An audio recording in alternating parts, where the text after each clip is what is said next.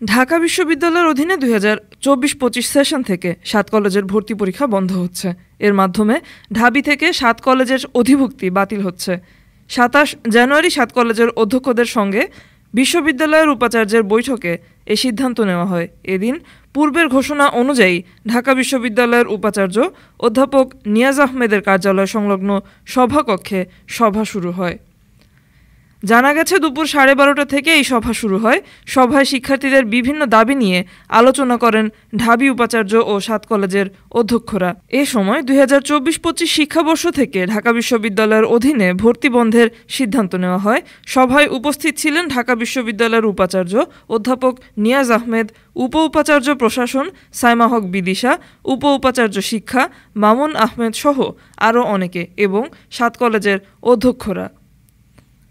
Desk report, আজ বার্তা, ঢাকা।